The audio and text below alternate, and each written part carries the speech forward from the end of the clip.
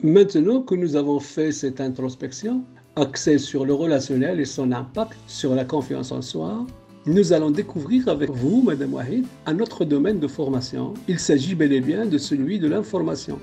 Pouvez-vous nous le décrire en quelques mots, s'il vous plaît?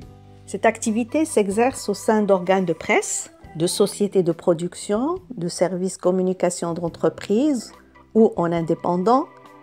Elle implique aussi des déplacements et peut nécessiter un éloignement du domicile de plusieurs jours pour faire des reportages ou une résidence à l'étranger pour les correspondants de presse. On distingue notamment l'exemple des journalistes, des attachés de presse, des responsables de communication et des envoyés spéciaux.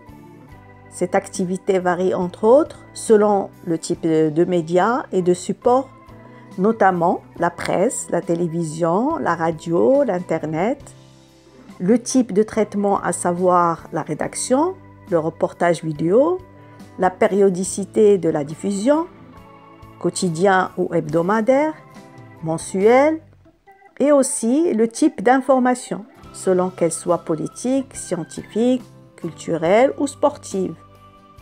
Il importe de savoir aussi que ce métier peut s'exercer les fins de semaine, jours fériés ou de nuit.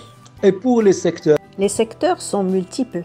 On peut citer la presse radio ou télévision, Internet et multimédia, la gestion de l'information, sans oublier évidemment les archivistes ou les documentalistes, véritable trait d'union entre les ouvrages et les usagers.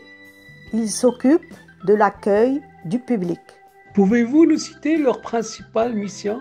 Questions à réponse multiples. Conservation du fond, le classement, la sélection des titres à partir des catalogues d'éditeurs ou de la presse spécialisée, sélection et choix de livres, mais aussi de vidéos, de fichiers ou de photos, en fonction des demandes de l'actualité. Quelles sont les compétences requises, Madame Wahid? Il faut évidemment avoir une connaissance en gestion intégrée des documents, connaissance des lois légiférant la gestion de l'information et surtout une excellente maîtrise des logiciels de bureautique et aussi une maîtrise des logiciels de gestion d'archives. Pouvez-vous nous citer quelques formations intermédiaires? Les étudiants détenteurs d'un DUG, par exemple, peuvent intégrer l'Institut supérieur de l'information et de la communication pour préparer une licence professionnelle en communication et journalisme numérique. L'Institut supérieur des métiers de l'audiovisuel et du cinéma ouvre ses portes pour les bacheliers souhaitant avoir une licence professionnelle, soit en technique de l'image, soit en création et production en audiovisuel et cinéma. Les détenteurs de la licence peuvent candidater pour obtenir un master en gestion et développement audiovisuel et en technico-artistique du son et de l'image. On peut citer aussi le BTS en développement des systèmes de l'information, en multimédia et conception web et en audiovisuel. Finalement, le DUT en son et image. Et qu'en est-il de la formation d'ingénieur? Conformément à la nouvelle réforme du 26 février 2016, la formation initiale à l'École des sciences de l'information comporte 3 cycles de formation, à savoir le cycle d'ingénieur qui se prépare en 3 ans après les classes préparatoires. Ce cycle vise la formation des ingénieurs des connaissances et des données, hautement qualifiés, capables de répondre aux défis et enjeux actuels et futurs en matière de traitement des contenus et des données. Ce cycle dure 6 semestres et il est sanctionné par le diplôme ingénieur d'État, permettant des inscriptions aux études doctorales ou des métiers d'avenir dans le secteur public, semi-public et privé. Quelles sont les conditions d'accès? L'accès en première année du cycle ingénieur est ouvert aux candidats lauréats des classes préparatoires scientifiques et techniques ayant réussi le concours national commun d'admission aux grandes écoles d'ingénieurs au Maroc, sur concours aux titulaires d'une licence ou d'un DUG en sciences mathématiques et informatiques, sur concours également aux titulaires du diplôme informatiste ou équivalent muni d'un baccalauréat scientifique ou technique. Cycle master en sciences de l'information.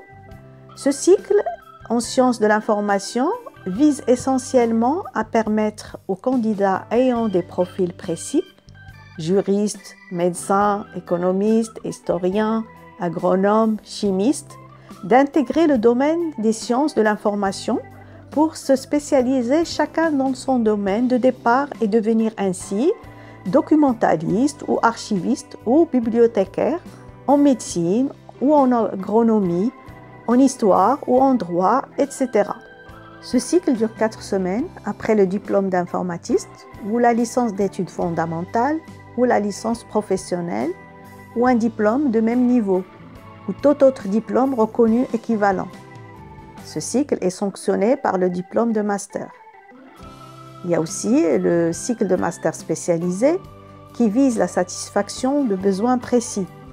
Sa conception peut être à la carte selon une demande exprimée.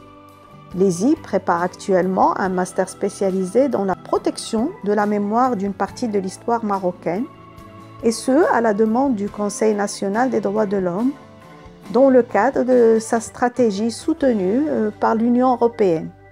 Aussi, à la demande de plusieurs opérateurs publics et privés, l'ESI prépare également un master en intelligence compétitive pour la formation des veilleurs stratégiques. Comme le cycle master, ce cycle aussi dure 4 semestres après le diplôme d'informatiste ou la licence d'études fondamentales, la licence professionnelle ou un diplôme de même niveau ou tout autre diplôme reconnu équivalent.